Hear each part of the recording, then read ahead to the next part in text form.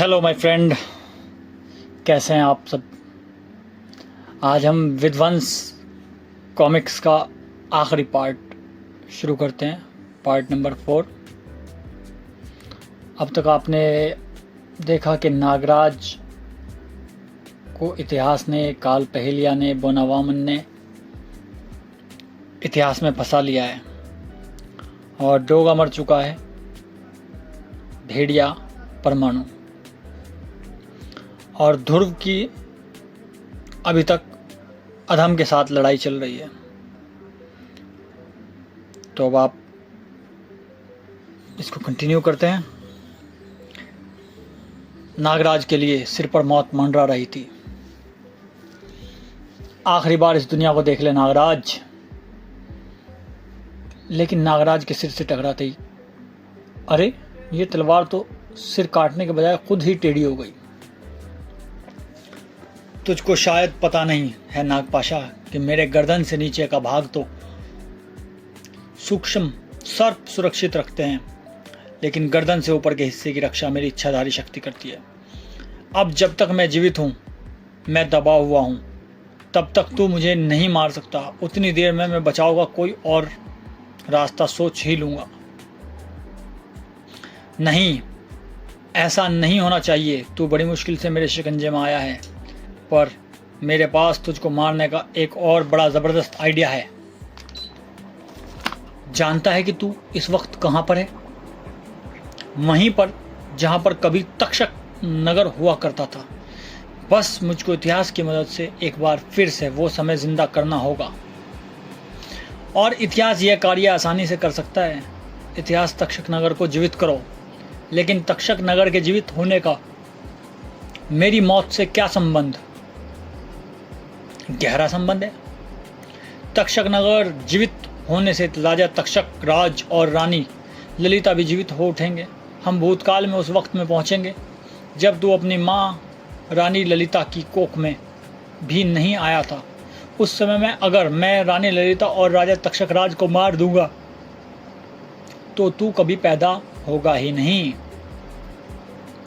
उधर रानी ललिता मरेगी और इधर तू अपने आप ही मिट जाएगा, क्योंकि तब तेरा कहीं पर अस्तित्व होगा ही नहीं।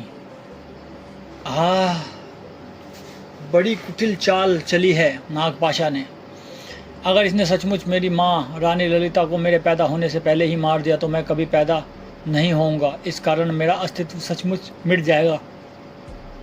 मुझे नागपाशा को रोकना होगा, पर कैसे? सबसे पहले यह सिक्का मेरे माथे से हटाना होगा। मैं ज़मीन के ऊपर नहीं जा पा रहा हूँ, लेकिन नीचे की मिट्टी नरम है। कोशिश करके मैं इतनी जगह बना सकता हूँ कि मेरा सिर नीचे ले जा सकूँ। ऐसा करने से ज़मीन से रगड़ खाकर शॉक क्वाइन मेरे माथे से हट जाएगा और मैं... अरे कहाँ भागता है नाग पाशा? बोनावामन और काल पहेलिया तो तक्षक राज और ललिता की तलाश में गए हैं, लेकिन मैं तेरी निगरानी के लिए तैनात हूँ। ले सिक्का मैं फिर से तेरे माथे पर चिपका देता हूँ और तेरी आंखों पर पट्टी भी बांध देता हूँ, ताकि तू मुझको सम्मोहित करने की कोशिश ना कर सके, और मैं तेरे पीछे खड़ा रहूँगा ताकि तू फुंकार का प्रयोग करके मुझे बेहोश ना कर सके। नागराज की एक और कोशिश विफल हो गई। उधर तक्षक नगर में नागपाशा, बोनावामन और काल पहेलिया ने कहर मचाया हुआ था। ये हमारा रास्ता ज़्यादा देर तक नहीं रोक सकते। जल्दी ही हम तक्षक राज और ललिता तक पहुंच जाएंगे। आज मैं उन दोनों को दोबारा मारूंगा और इस बार उनका वंश खत्म हो जाएगा। नागपाशा को इस रूप में तक्षक नगर वासियों ने पहले कभी नहीं देखा था। इस कारण उसको कोई नहीं पहचान पा रहा था। हमको अपने राज्य की रक्षा के लिए जाना होगा। महारानी आक्रमणकारी आश्चर्यजनक शक्तियों से युक्त हैं और एक नकाबपोश आक्रमणकारी पर तो किसी भी वार का असर ही नहीं हो रहा है। उसके अंग कटकर फिर से जुड़े जा रहे हैं। अगर ऐसा है तो आप उससे कैसे निपटेंगे महाराज? वह तांत्रिक वार कर रहा है और हमारे कुल देवता कालजयी की कृपा से हमारे कवच में तांत्रिक वार रोकने की शक्ति है। ज़रा संभल कर महाराज, अभी हमारे कोई संतान नहीं है, कहीं आपके साथ इस कुल का दीपक ही ना बुझ जाए। बड़ी खाना ख़राब माँ है, बड़ी खाना ख़राब औरत है, पहले से अपने हस्बैंड को मारने के चक्कर में लगी हुई है। चिंता ना करें महारानी, हम सकुशल लौटेंगे और विजयी होकर लौटेंगे। तक्षकराज को ज़्यादा दूर जाने की ज़रूरत नहीं पड़ी। कहाँ जा रहे हो तक्षकराज? मौत से बचकर भागना चाहते हो? मौत से बचने नहीं, बल्कि मैं तेरी मौत बनकर आया हूँ। उन्होंने कहा, पुष, मेरी मौत कोई नहीं बन सकता, मैं अमर हूँ। तेरी आवाज़ जाने पहचाने से लग रही है। जानना चाहता है कि मैं कौन हूँ? बताऊँगा। तेरी गर्दन उड़ाने से पहले तुझे अपनी शक्ल ज़रूर दिखाऊँगा। ओह, तंत्रवार बेअसर रहा। तू जानता नहीं कि हमारे कवच को तंत्र पार नहीं कर सकता। वैसे भी ये रहस्य तो हमारे भाई तक को पता नहीं है। यानी मुझे अब मैं तेरे टुकड़े करके शेरों को खिला दूंगा, ताकि उनकी भूख भी मिटे और तू कभी जुड़ भी ना पाए। ओह, तंत्र विरोधी कवच का ज्ञान ना होना मुझ पर भारी पड़ गया। रुक जाओ राजा जी, वरना एक ही झटके में तुमको शादीशुदा से विधवा बना दूंगा। अबे, विधवा औरतें होती हैं, आदमी विदुर बनते हैं। अरे विदुर ही सही। हाँ तो राजा जी, तुम्हारी रानी के बदन पर बम बंधा है। बम तो जानते ही हो ना, विस्फोटक। अब तुमने अगर तलवार नीचे नहीं फेंकी तो तुम्हारी रानी का हाल इस सैनिक जैसा ही हो जाएगा। ऐसे कमीनों, वीरों की तरह वार करो, वीरों की तरह युद्ध करो, कायरों की तरह स्त्री की आड़ मत लो। हम वीर कहाँ हैं, हम तो खलनायक हैं। फेंको तलवार, फेंको। और फिर तक्षकराज को हथियार डालने पर मजबूर होना पड़ा।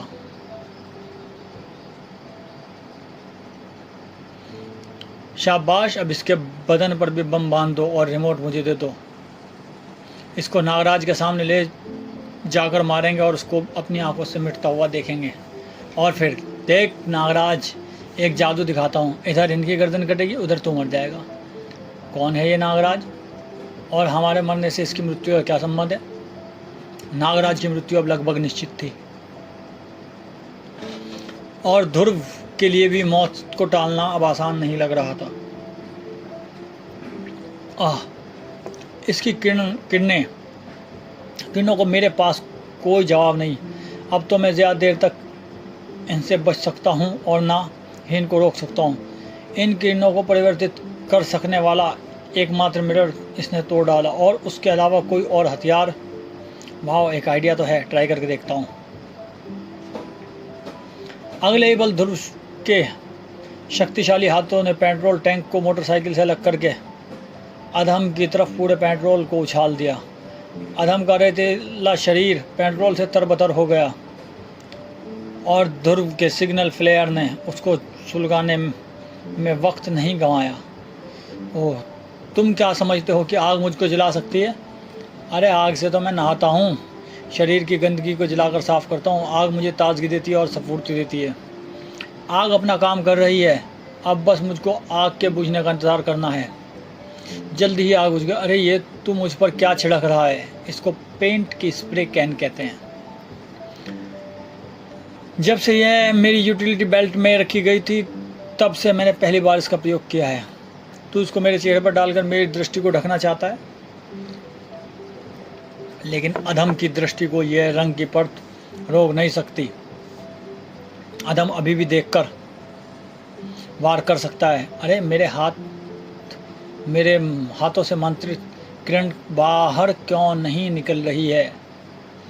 क्योंकि जब तुम्हारे बदन में आग लगी थी तो रेतीले शरीर की रेत ने पिघलकर तुम्हारे बदन पर कांच की एक परत चढ़ा दी थी, और उस पर पेंट पड़ने से वह कांच आईने की तरह काम कर रहा है। तुम्हारी किरणें बाहर निकलने से पहले ही उससे टकराकर पलटी जा रही हैं। सचमुच तेरा दिमाग कमाल का है। तूने एक ही चीज़ का प्रयोग करके मुझे 3 बार हरा दिया, इसलिए अब तेरे साथ मैं वही करूँगा जो अब तक किसी इंसान ने ना सुना तक नहीं है। नागराज की मौत नागपाशा के अंगूठे पर टिकी हुई थी। हा, उल्टी गिनते गिन नागराज 10, 9, 8, 7, 6, 5। ये गिनती तू नागराज के लिए नहीं बल्कि अपने लिए गिन रहा है। नागपाशा कौन? नागपाशा के काम में दखल देने की हिम्मत कर रहा है। तो तुम एक साथ दो जगहों पर कैसे हो सकते हो? तुम तो ज़मीन में धसे हुए हो। वो मेरे शरीर में रहने वाला एक इच्छाधारी नाग है। चेहरे पर मिट्टी और शरीर न दिखने के कारण इतिहास धोखा खा गया। दरअसल सिक्का माथे से अलग होती मैंने इस सर्प को शरीर से निकाल दिया था और ख़ुद इच्छाधारी कड़ों में बदलकर आज़ाद हो गया था। तेरी यह चालाकी कोई काम नहीं आएगी नागराज। तू चाहे कहीं पर भी हो, इनके मरते ही तो खुद भी मर जाएगा और साथ में तू भी। देख कि मेरे साथ कौन है। ये तो मैं हूँ। मैं यानी तुम भी नागपाशा हो? ये क्या हो रहा है? मेरे तो कुछ समझ में नहीं आ रहा। तू मुझको मार नहीं सकता नागराज। मैं तो अमर हूँ। मैं इस वक्त नहीं हो और अभी तुम्हारे पास वे तांत्रिक शक्तियाँ भी नहीं हैं जो तुमको बचा सकें। मेरे सांप का एक दंश तुमको इधर मौत के घाट उतारेगा, उधर तुम मर जाओगे। तेरी ही चाल मैंने तुझ पर ही आजमा दी नागपाशा। अब तुम क्या चाहते हो? सबसे पहले महाराज और महारानी को आज़ाद करो और एक बम इतिहास, दूसरा बोनावामन, 30 तथा काल पहलिया के शरीर पर बांधो। रिमोट मुझको दो, फिर इतिहास हमको वर्तमान में वापस ले चलेगा। नागपाशा 1 से 2 कैसे हो गया? और तुम कौन हो नागराज? तुम्हारी मृत्यु से कैसे जुड़ी हुई है?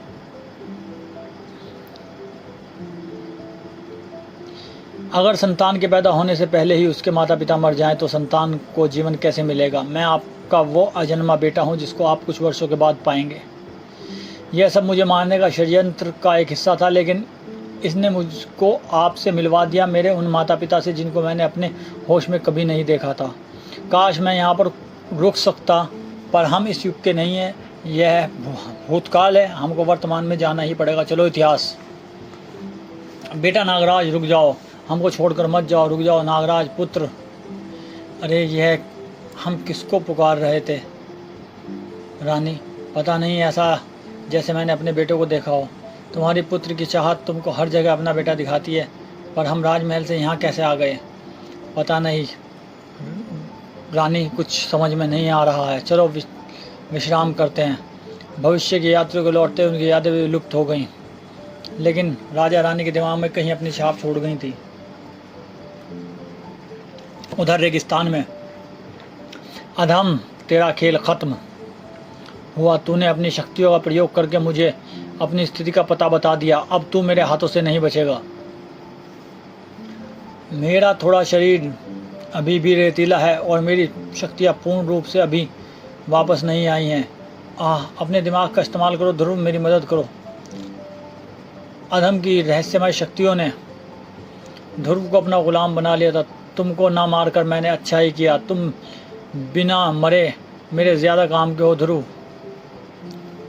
वो तो है, ये मानव तेरी कोई मदद नहीं कर सकता और ना ही तेरी कोई शक्ति तेरी मदद करेगी। तू मरेगा, पर यहीं मरेगा। सदम और अधम का युद्ध यहीं समाप्त होगा।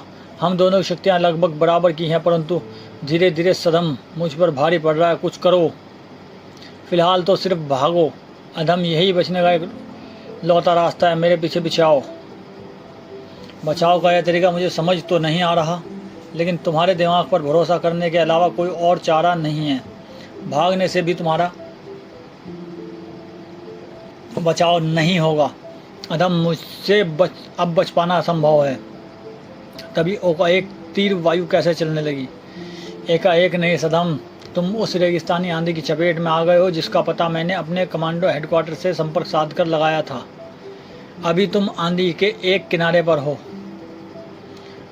और हम उस क्षेत्र के ठीक बाहर हैं। जल्द ही आंधी में उड़ती रेत तुमको अपनी चपेट में ले लेगी और इस इलाके में उड़ती रेत कुछ ही पलों में ऊंचे ऊंचे रेत के टीले बना देती है। अधम की शक्तियाँ तुमको इसी आंधी से बाहर निकालने नहीं देंगी और जैसे जैसे तुमको रेत ढकती जाएगी वैसे वैसे तुम्हारी शक्तियाँ भी क्षीण पड़ती जाएंगी, क्योंकि अधम मुझको बता चुका है कि धरती उसकी तरह तुम्हारी शक्तियों को भी ढक लेती है और यह रेत भी धरती का एक हिस्सा है।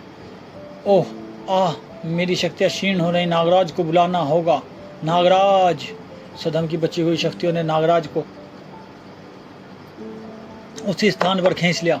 ओह, अधम के हाथों सदम मुसीबत में, उसको बचाना होगा, लेकिन इससे पहले इन खलनायकों को विषपुंकार द्वारा बेहोश करना होगा ताकि ये और व्यवधान न पैदा कर सकें।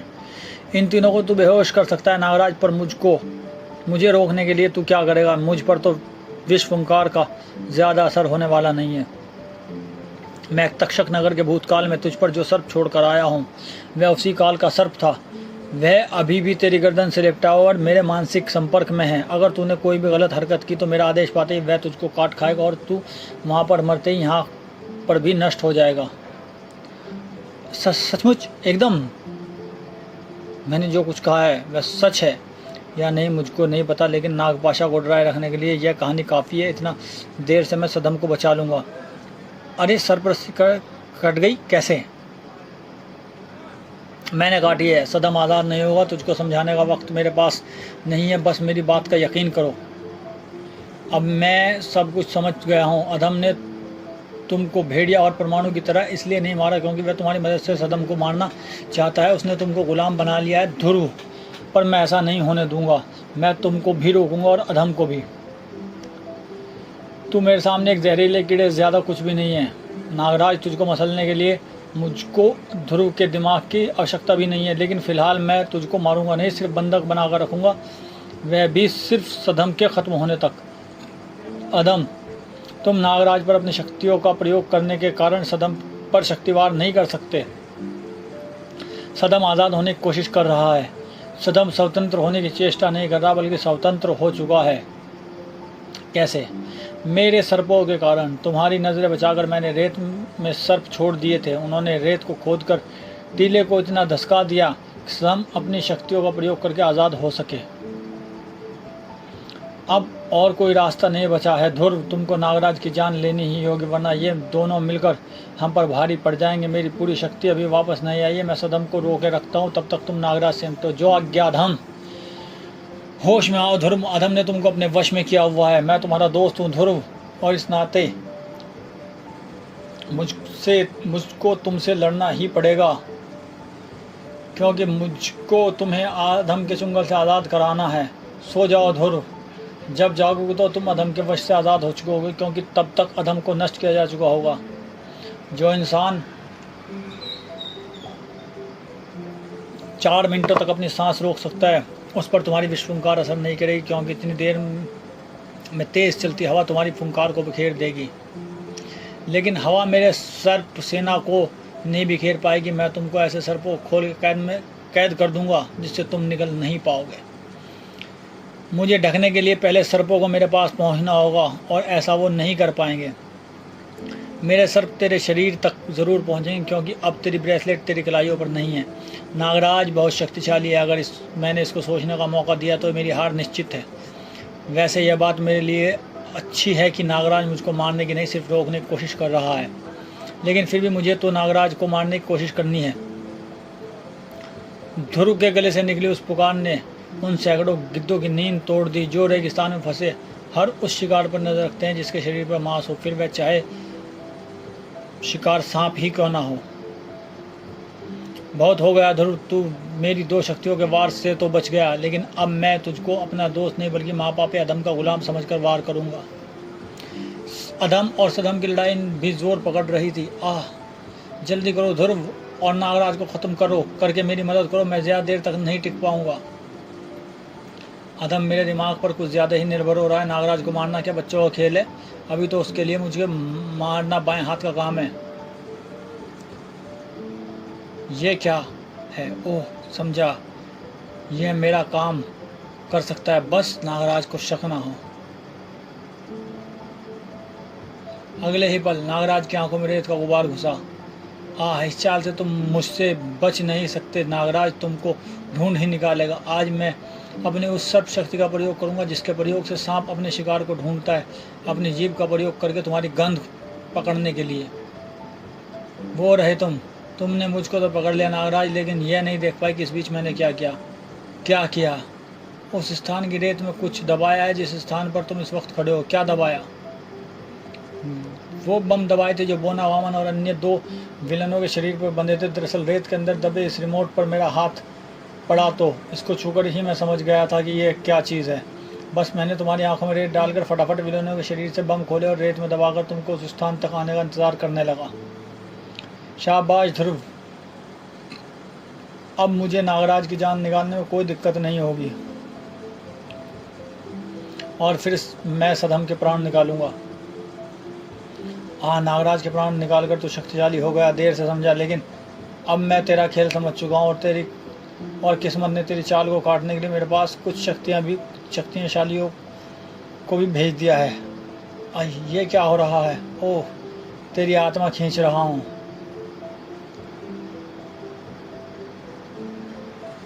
और तेरी जान के साथ मुझको इन बाकी दुष्ट आत्माओं की भी जान लेनी होगी, तभी मैं अधम के बराबर हो पाऊंगा।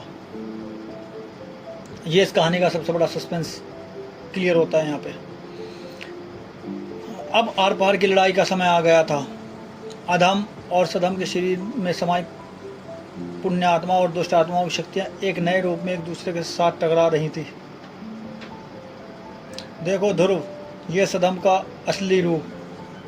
इसने नागराज के साथ जो कुछ भी तुमको बताया था वो सच था। सिर्फ उस कहानी में इसने मेरे और अपने नामों की जगह बदल दी थी। खुद अच्छा बन गया और मुझको बुरा बना दिया। हाँ, ऐसा मैंने किया क्योंकि मुझको तुझको मारने के लिए पुण्य आत्मा शक्ति की ज़रूरत थी, इसलिए मैंने नागराज को साथ रखा। बस मुझको तेरी योजना का अगर ज़रा सा पहले पता चल जाता तो तुझसे पहले मैं इन पुण्य आत्माओं को मैं मार डालता।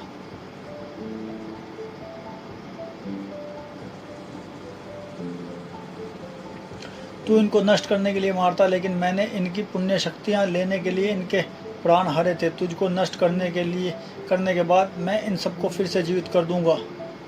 ऐसा तो तू तब कर पाएगा जब तू जीवित रहेगा। तुझसे पहली बार मैंने उसी यज्ञशाला के पत्थरों के नीचे दबा डाला था जिससे तेरा जन्म हुआ था।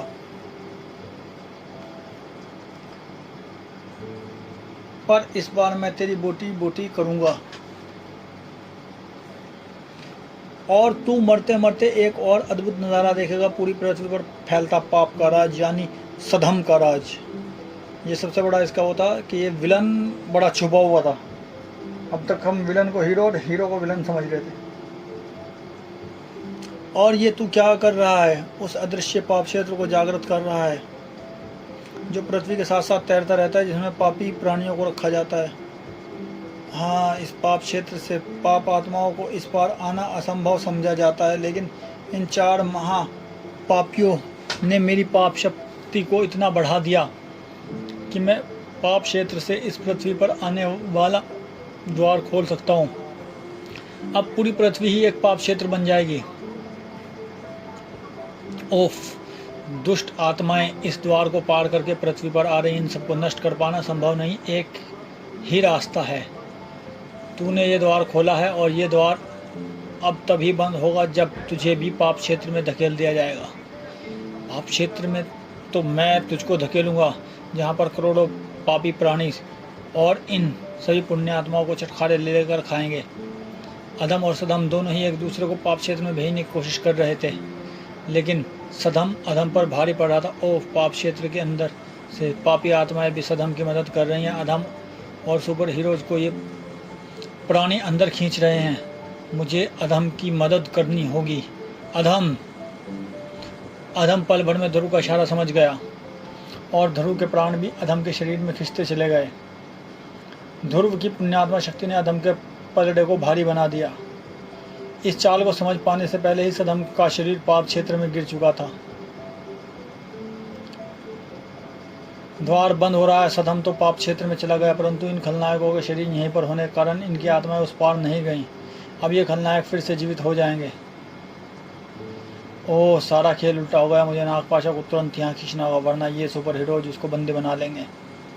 अरे, ये कहाँ गायब हो रहा है? खैर, फिलहाल तो मुझको सारे सुपर हीरोज की आत्माएं फिर से इनके शरीर में डालकर उनका धन्यवाद भी करना है, माफ़ी मांगनी है। साथ ही साथ खलनायकों को जेल वापस भेजने से पहले इनकी याददाश्त भी साफ करनी है, ताकि ये सुपर हीरोज के गुप्त रूपों के बारे में भूल जाएं और फिर विदा अधम, यह तो बताओ ध्रुव कि तुमको अधम और सधम की असलियत का कैसे पता चला।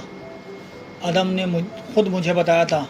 मुझसे 3 बार मात खाने के बाद उसने मुझसे लड़ने के बजाय मदद मांगना ज़्यादा अच्छा समझा और मुझको वही कहानी सुनाई जो तुम्हारे साथ सधम मुझको सुना चुका था।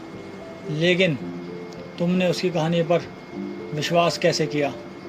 अधम द्वारा बताए गए 2 कारणों से। पहला कारण तो यह था कि सधम अगर सचमुच पुण्य शक्ति धारक था तो उसके रहते पृथ्वी पर पुण्य के बजाय पाप क्यों बढ़ते रहे, इतने विनाशकारी युद्ध क्यों हुए। जाहिर था सधम पाप शक्ति फैला रहा था, पुण्य शक्ति नहीं। दूसरा कारण था तुम सबके शरीरों की सुरक्षा। भेड़िया, परमाणु और डोगा के शरीर आत्मा रहित होने के बावजूद भी सड़ गल नहीं रहे थे। उनकी अंत्यो शक्ति करने की सारी कोशिशें नाकाम हो गई, यानी वे सचमुच नहीं मरे थे। यह मैंने अधम की मदद से हर जगह संपर्क करके पता कर लिया था। इससे मुझे विश्वास हो गया कि अधम के पास पापयुक्त होने की सूचना सधम द्वारा फैलाई गई एक झूठी अफवाह थी। इससे एक शिक्षा भी मिलती है, शक्ल से किसी की फितरत का पता नहीं चलता, उसके गुण भी देखने चाहिए। दोस्तों, ये कहानी ख़त्म हो गई है। अब हम कोई नेक्स्ट कॉमिक्स पढ़ेंगे। नेक्स्ट कॉमिक्स लेके जल्दी से जल्दी आपके लिए आएंगे। आप इसके लिए प्लीज़ चैनल को सब्सक्राइब करें, वीडियो लाइक करें, शेयर करें और कमेंट करें।